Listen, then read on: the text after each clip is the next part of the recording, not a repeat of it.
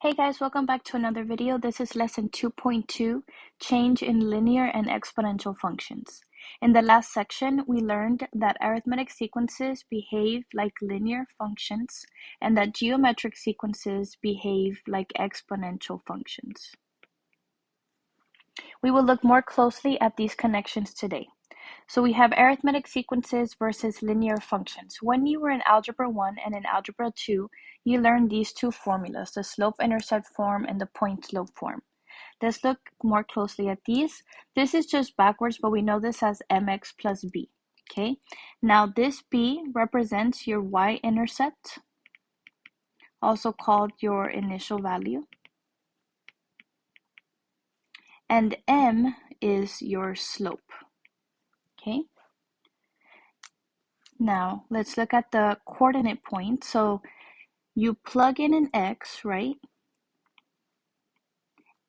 Whatever x you get, and you plug it in to f of x. So that makes your coordinate points, they're usually x, y, but we're going to do f of x because it's the same thing as y. So you plug in x, so that x is your input, and what you get back is your output, okay? So let's look at the similarities on the other side. So we have a sub n equals a sub 0 plus d times n. Okay, so last class we talked that a sub 0 is your initial value, also known as your y-intercept, and d, which is the common difference, is like your slope. Okay, so notice that these are similar. So the y-intercept, which is the initial value, is in the same location as the a sub 0, which is also the initial value for arithmetic sequences. The m, which is the slope, is in the same location as the common difference on the arithmetic sequences, and that is being multiplied again by your input. So the input for sequences is n, and you plug n into the arithmetic sequence and you get a sub n. So just like on the other side, your input will be n and your output will be a sub n, okay? Because you plug in values of n and you get back the value of a sub n, okay?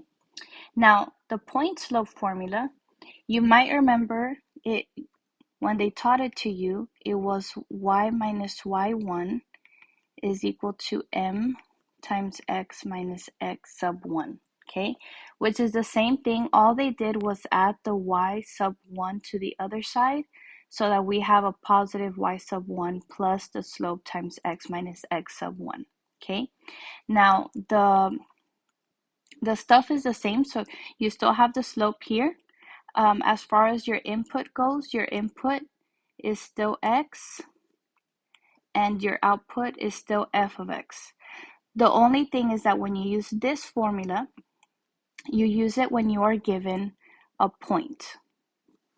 Okay, so here the point that's given is x sub 1 and y sub 1.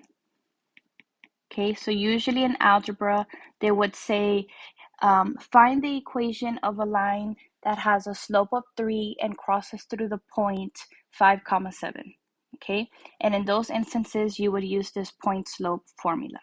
Okay, now it is very similar to the equation we used in lesson 2.1, which is a sub n equals a sub k plus d times n minus k.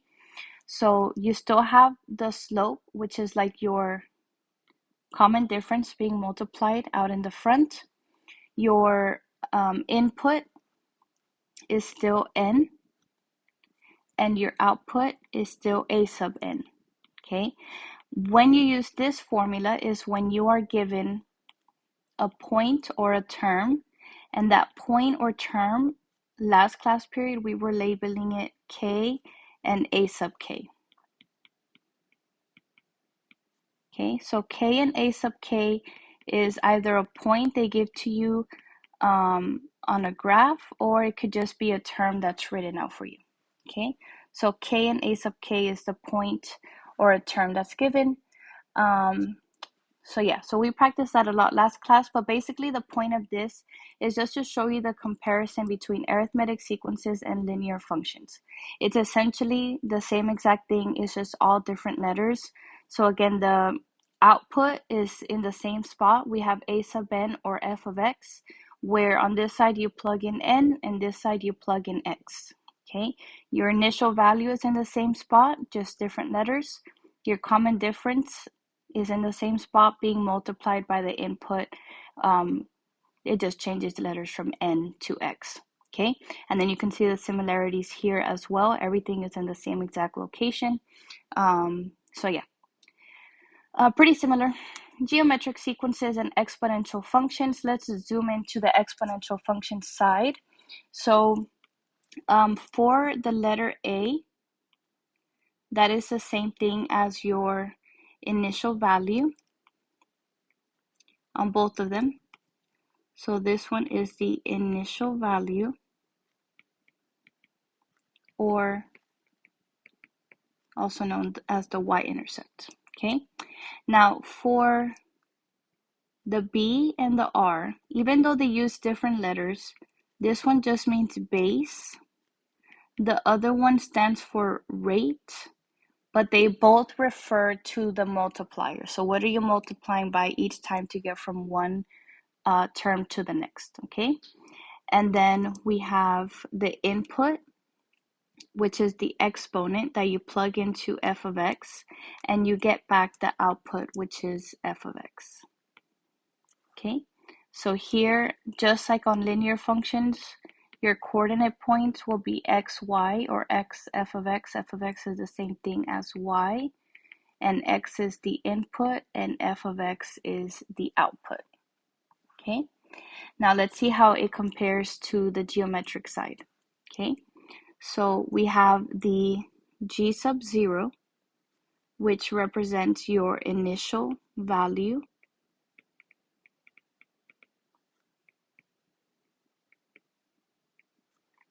You have the rate, or the common ratio,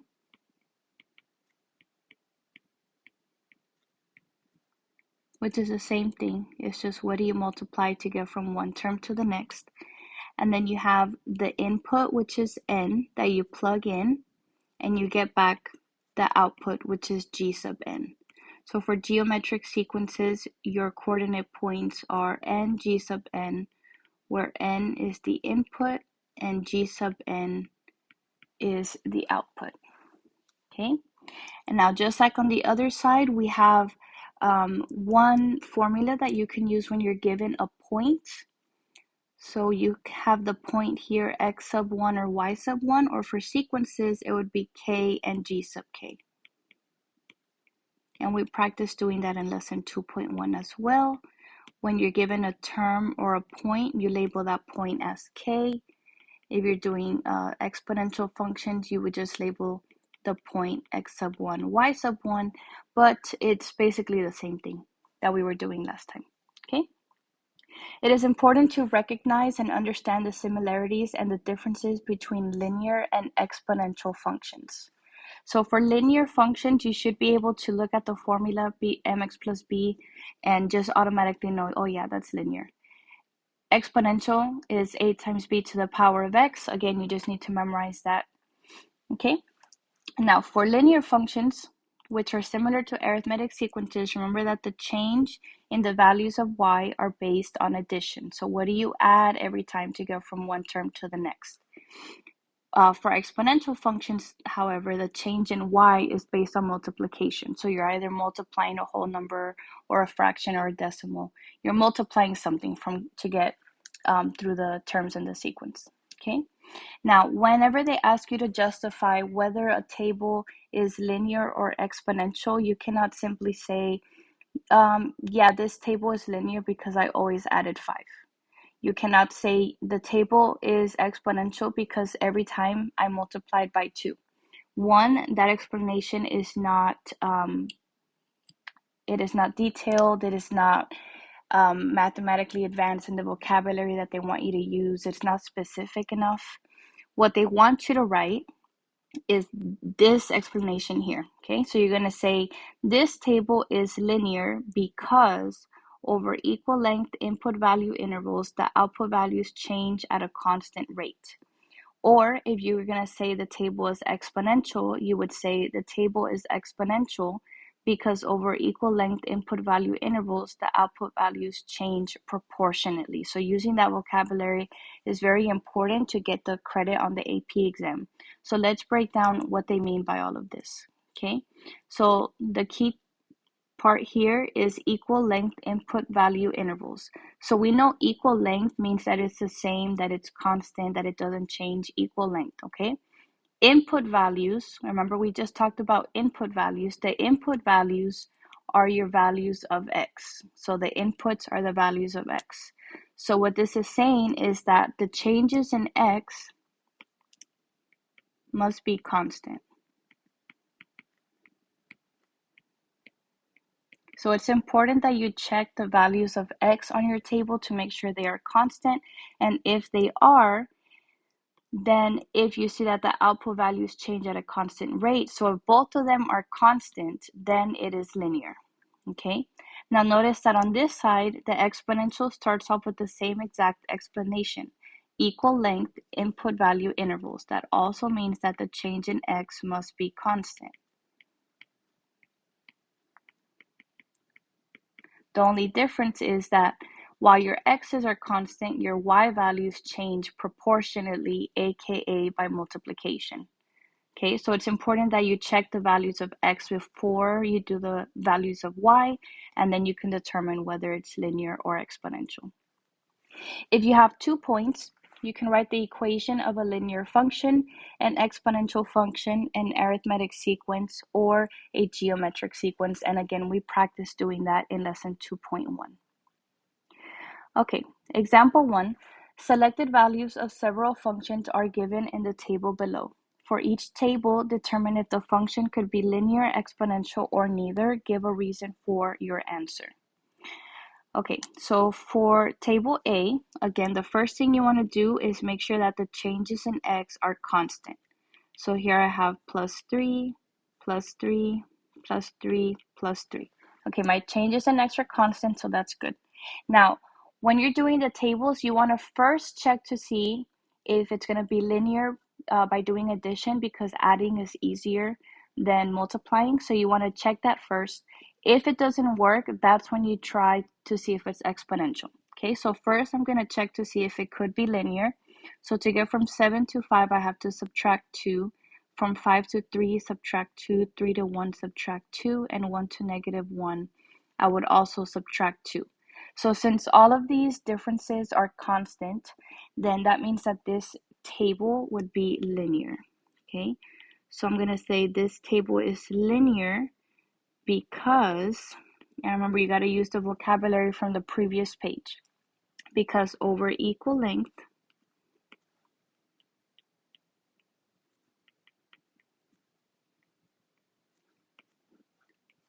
sorry, this pen, I need to fix it. One of these days I will. Equal length input value intervals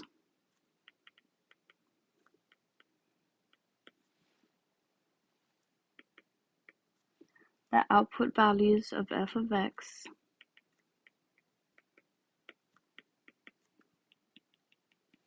change at a constant rate.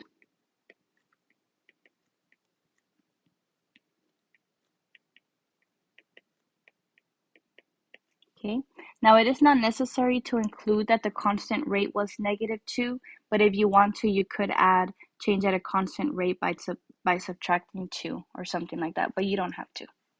Okay, let's try letter B. So again, you want to make sure that your changes in x are constant. So I can look at them and then just tell that they are always adding 1. So now let's do the changes in y.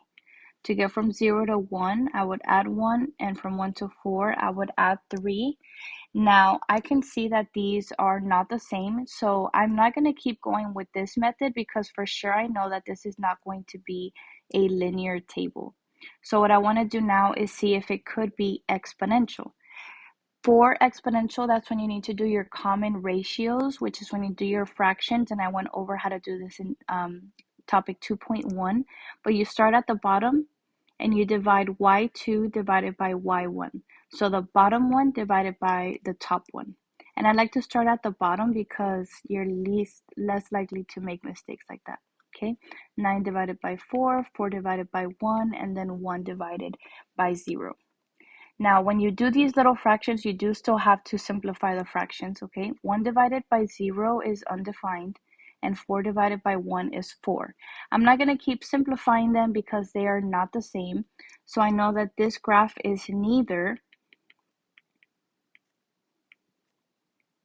because over equal length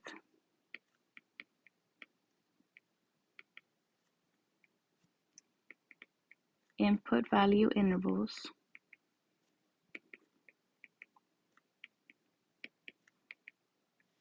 the output values of g of x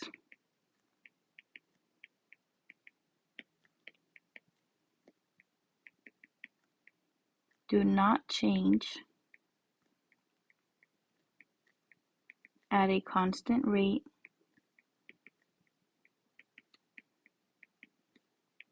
or proportionally.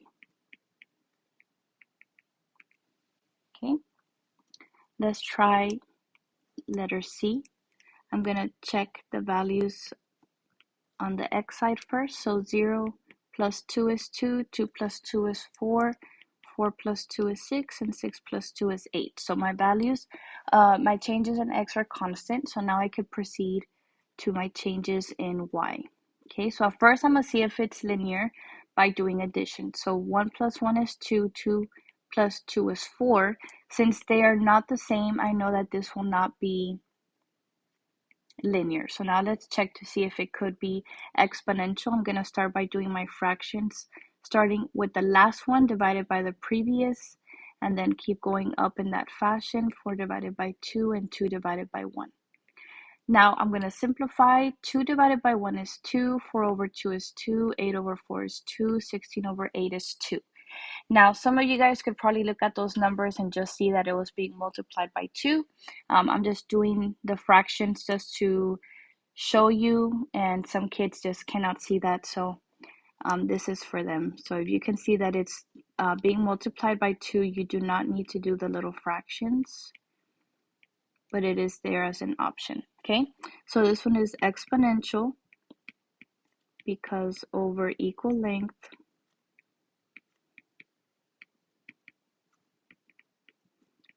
input value intervals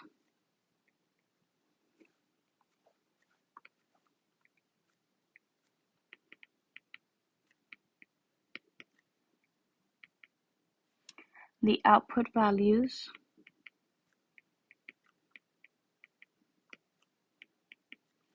of h of x change proportionally.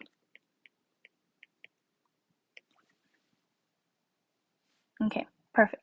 Now let's move on to letter D. Again, starting off by looking at the changes in x. I see that these are all being added by 5. So that's good. Now let's go on and check the changes in the y values. 80 to 40, I need to subtract 40, and 40 to 20, I need to subtract 20. So this one is not linear, so I'm just going to erase that. And now I'm going to see if it's exponential by making my little fraction, starting with the last one and then working my way up. Okay, so the next one would be 10 over 20, then 20 over 40, and then 40 over 80. When you reduce these fractions, you get 1/2, 1/2, 10 over 20 is 1/2, and 5 over 10 is also 1/2. Okay, so this one is also exponential because over equal length input value intervals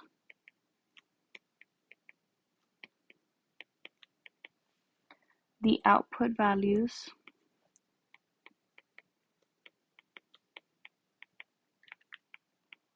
of k of x change proportionally.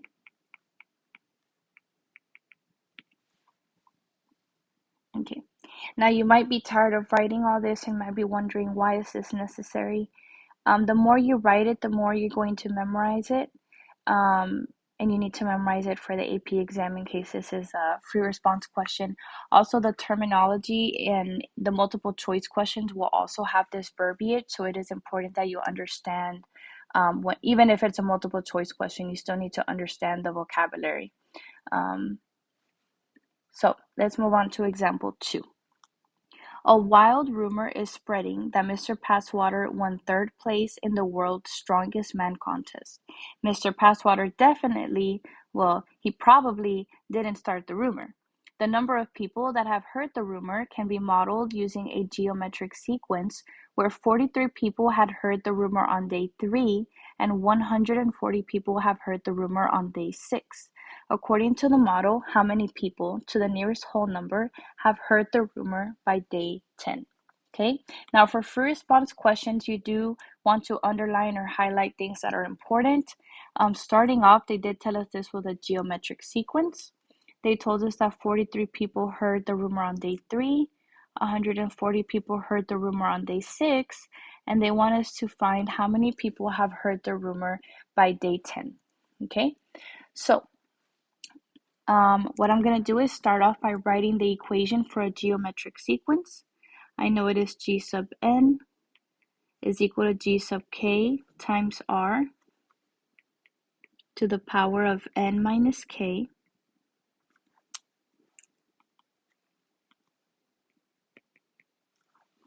And now we need to figure out what the input and output values are. Okay, so we have two variables here.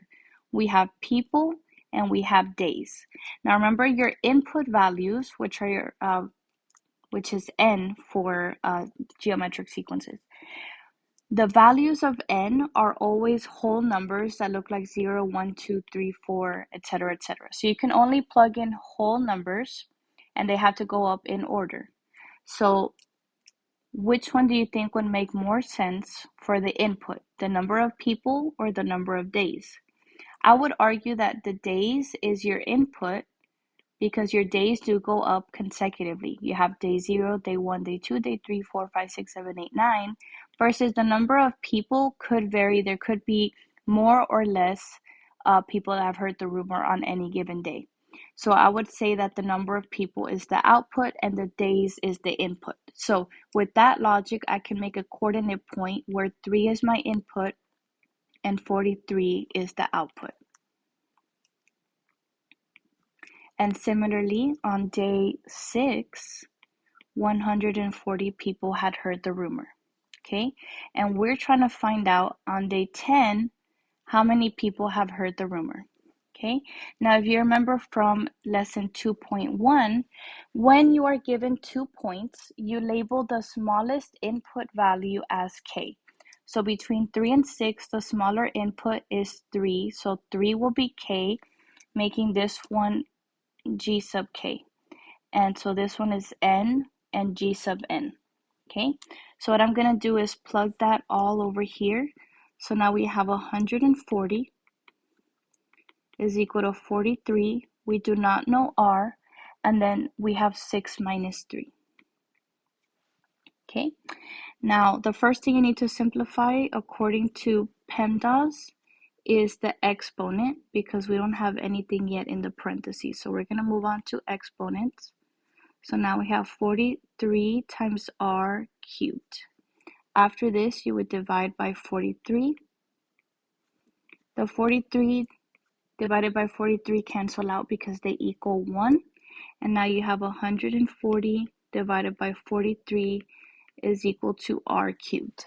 Now, in the previous lesson, I taught you how to take the cube root of different numbers, but that only works if it's like a perfect number, right? Like we talked about how to take the square root of 4 would be 2, right? Because 2 squared is 4.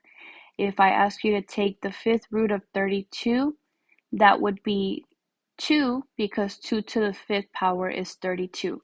So we talked about a lot of those types of numbers. That's only if, if they work.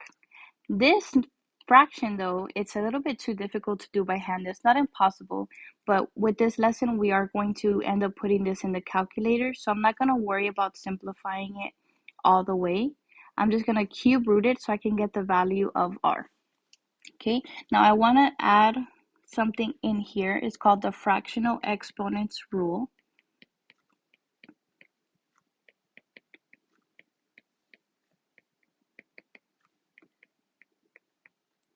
And basically what that says is if you have the nth root and then inside you have x to the power of m, you can rewrite that value as x to the power of m divided by n. So essentially you're converting a root to a number raised to a power of a fraction. Okay, so with that logic, I can write my value of r as 140 over 43 raised to the power of 1/3. Okay, now this fraction did not originally have an exponent, right? So that means it was only there one time. So if something does not have an exponent, it is safe to assume that the exponent is 1. And following the fractional exponents rule, the exponent on the inside goes in the numerator. Okay, so this 1 that was here, I put it at the top.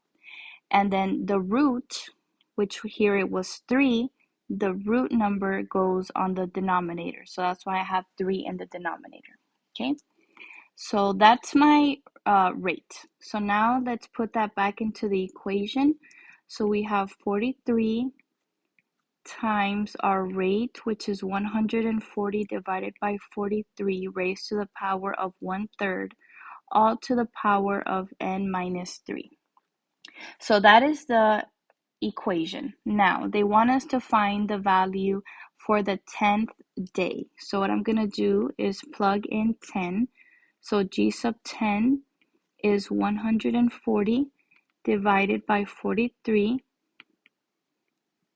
to the power of 1/3, all to the power of 10 minus 3.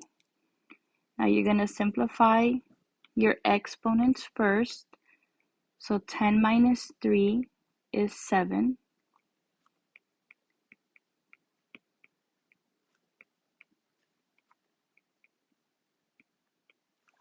Okay, so now we have all of that raised to the power of 7. Now there's another exponent property that says if you have a base that's already raised to a power and then you raise it to another power, all you need to do is multiply the exponents. Okay, so here I have a power raised to a power, so all I need to do is 1/3 times 7. Now, if you struggle with multiplying fractions, I recommend that you just put the whole number under 1, and that way you can multiply straight across. So g sub 10 is equal to 43 times 140 over 43 raised to the power of 7/3. Okay? Now you might be asking yourself, why are you making us do all this work if you told us we're just going to put it in the calculator? And yes, we are, but these rules for the exponents are still important to know, because there will be situations where you will not have a calculator and you will be tasked with simplifying it as far as you can. So if this was a no calculator question, you would be expected to simplify it up to this stage here. And maybe even more, if depending on the situation. So it is still valuable to understand the law of exponents. Okay, but again, like I said, for today's lesson, we are going to put this in the calculator. So we have 43 times 140 divided by 43 raised to the power of 7/3. And Let me make this into a decimal. And you get 675.576. So 675.576. Okay, but if you read the question, it did say specifically round to the nearest whole number. Now, this is a free response question, so I do need to answer this as a sentence. So I'm just going to repeat the question back to them. I'm not going to reword it. I'm not going to cut things out. Even if you think they're not important, just copy the question. So I'll say, according to the model,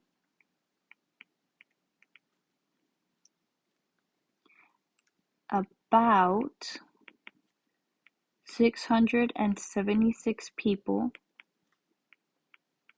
have heard the rumor by day 10. Okay, and I'm going to box this in. This is my final answer. So according to the model, about 676 people have heard the rumor by day 10. Now, I added the word about because we did round. So anytime you round a number, you have to say about. You can either say about or around or approximately. So all of these are indicators that you rounded something. It wouldn't be correct to just say it is or exactly 676 people have heard, because it isn't exact. We got a decimal here and we round it up. Okay, so make sure you include that word about or around or approximately. All right, example 3, the last example says, a large theater has rows of seats where the number of seats in each row can be modeled by an arithmetic sequence. If the 5th row has 31 seats and the 11th row has 49 seats, determine how many seats there are in the 25th row. Okay, so they did let us know that this could be modeled by an arithmetic sequence. The 5th row has 31 seats, the 11th row has 49 seats, and we want to figure out how many seats there are in the 25th row. So I'm going to write the equation for arithmetic sequences, which is a sub n is equal to a sub k plus d times n minus k. Okay, and we do want to figure out which one of these variables is the independent and which one is the dependent. So which one is the input and which one is the output? Could it be the rows or the seats? Okay, now if you think about a theater is going to look something like this, right? So the rows are going up in order. You have the first row, second row, third row, fourth row, fifth row, sixth row, etc. But the number of seats will vary, and it doesn't go up in order by one, right? Because in the first seat, in the first row, let's say you only have 5, and then it goes to 10, and then 15. I don't know exactly what the difference is, but it's not going to be consecutive like that. So for that reason, I'm going to say that the rows are the inputs. So I can make my first coordinate point would be 5 and 31. And then the 11th row has 49 seats. And then we're looking for the 25th row here. Okay, so just like before, you look at your input values and the smaller one will be k. So between 5 and 11, k is smaller. So then the bigger one would be n and a sub n. Okay, so I'm going to plug that in over here. We have 49 equals 31 plus d times 11 minus 5. And then PEMDAS says to do parentheses first. So you get 11 minus 5 is 6. And then if you want, you can rewrite this. D times 6 is the same as 6d. And then you would subtract 31. 49 minus 31 is 18. And that's again equal to 6d. then divide by 6. The 6 divided by 6 cancels out, it equals 1, and 18 divided by 6 is 3. So the common difference is 3. Okay, now we're going to write the equation for a sub n, which is 31 plus 3 times n minus 5, at which point you would distribute this 3, and you get 31 plus 3n minus 15. You combine the like terms, which are these two numbers here. So a sub n is 3n plus 16. Perfect. Now we're looking for the 25th row. So I'm going to plug in 25. So we get 3 times 25 plus 16, which becomes 75 plus 16. And finally, 75 plus 16 is 91. Okay, now remember this is a free response question, so we will answer as a sentence. I will say, according to the model,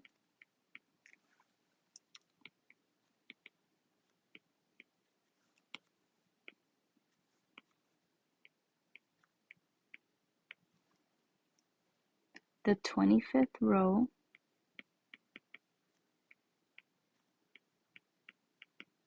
would have 91 seats.